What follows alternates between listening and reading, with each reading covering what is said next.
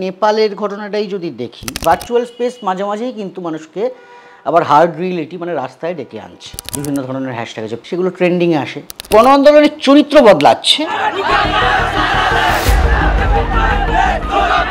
রাস্তায় নেমেছে মানুষ, প্রতিবাদ, বিক্ষোভ, অভ্যুত্থান। সরকার টলে যাচ্ছে, কিন্তু কোনো সংগঠন বা রাজনৈতিক দল নয়, সমাজ মাধ্যম জুড়ে দিচ্ছে মানুষকে।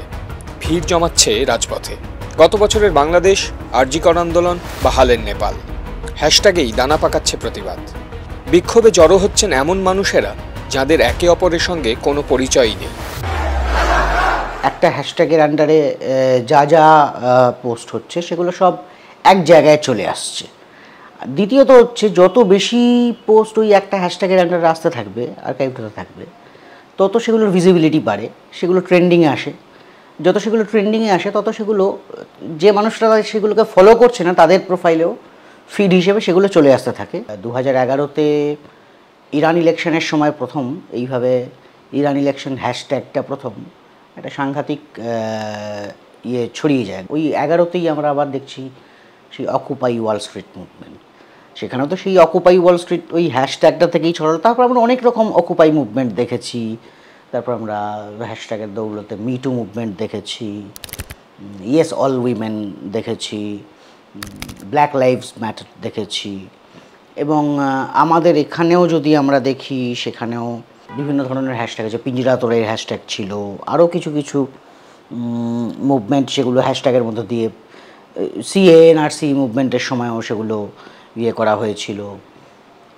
আন্তর্জাতিকভাবেই সামাজিক মাধ্যম যেহেতু এই বর্তমান জেনারেশন গত 15-20 বছরে যারা বড় হয়েছে বা মানে যারা ছাত্র যৌবনের মধ্যে দিয়ে গেছে তাদের মধ্যে যেহেতু সামাজিক মাধ্যমটা একটা যোগাযোগের বড় উপায়, তো তার ফলে এই বিভিন্ন জায়গায় এই গ্যাদারিং সেগুলো ডাকা সেগুলো শুধুমাত্র এই সামাজিক মাধ্যমে কলের দ্বারা মানে আপাতভাবে অনেকে বলেন মানে মনে হতে পারে যে সামাজিক মাধ্যমে করে কি হবে ভার্চুয়াল স্পেস, কিন্তু সেই ভার্চুয়াল স্পেস মাঝে মাঝেই কিন্তু মানুষকে আবার হার্ড রিয়েলিটি মানে রাস্তায় ডেকে আনছে।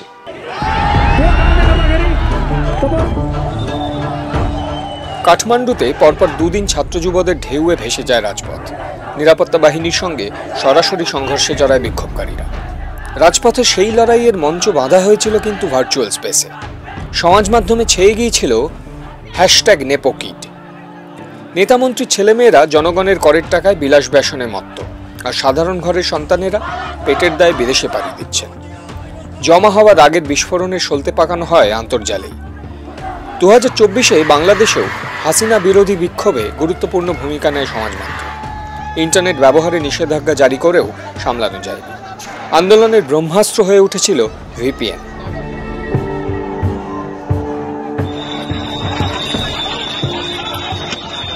আনঅর্গানাইজড ইন্ডিভিজুয়াল যারা বিভিন্ন রকমভাবে বীতশ্রদ্ধ, তারা নিজেদের মতো করে একটা বিষয়ের কাছাকাছি আসছে এবং নিজেদের মধ্যে তারা ডিল করছে বিভিন্নভাবে, কিন্তু তাদের মধ্যে কোনো ক্যাডার ফোর্স নেই সেই অর্থে। তো এই যে আনঅর্গানাইজড একটা নন পার্টিজান ফোর্স, তারা একটা মুভমেন্ট অর্গানাইজ করতে পারছে, এটা একদমই নতুন, যেটা ট্র্যাডিশনাল মোডের থেকে আলাদা। এখন যেখানে গ্যাপটা হচ্ছে সেটা হচ্ছে যে এরা ওই সামাজিক মাধ্যমের মধ্য দিয়ে একটা টেম্পোরারি ধাক্কা দেওয়া সম্ভব, প্রচুর লোক এক জায়গায় এসে একটা সিঙ্গেল কজকে কেন্দ্র করে, কিন্তু যেহেতু এরা অর্গানাইজ ফোর্স নয়, তার ফলে এরা যে প্রাথমিক ধাক্কাটা দিতে চাইছে সে ধাক্কাটা দিতে যদি তারা সমর্থ হয়, তখন যে ভ্যাকুয়ামটা তৈরি হচ্ছে সেই ভ্যাকুয়ামটার দখল নেওয়ার ক্ষমতা অধিকাংশ ক্ষেত্রেই এদের থাকে না।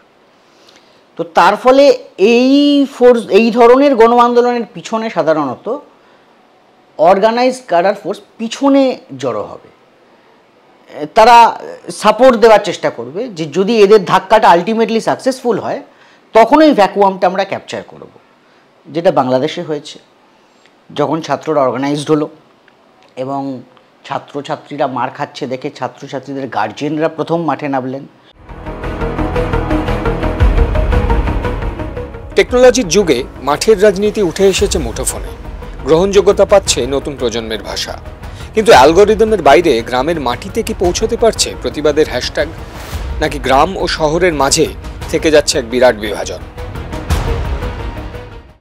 সে তো মূলত ঢাকার ছাত্রছাত্রীদের আন্দোলন, একেবারেই এখানে যেটা হয়েছে তাও তাই, মূলত কাঠমান্ডু কেন্দ্রিক। এখানেও যেটা হলো, এবার সেগুলোর জেলায় ছড়াচ্ছে কোথাও কোথাও, কিন্তু মূলত জেলা হেডকোয়ার্টারে ওই টাউন স্পেসিফিক এই মুভমেন্টগুলো থাকছে। এইগুলো সেইভাবে কিন্তু গ্রামাঞ্চলে নয়। বাস্তবের সঙ্গে কোনো সম্পর্ক নেই। আজকের তরুণ প্রজন্ম বুধ ভার্চুয়ালে। ফেসবুক বিপ্লবী বলে অনেক অপবাদ কুড়িয়েছে জেনসি, কিন্তু সেই ফেসবুকই যদি রাজপথের বিক্ষোভ সংগঠিত করে, প্রতিবাদের নতুন ভাষা তৈরি হচ্ছে হ্যাশট্যাগে। আজকের গেরিলা লড়াইয়ের অস্ত্র কি তবে ভিপিএন?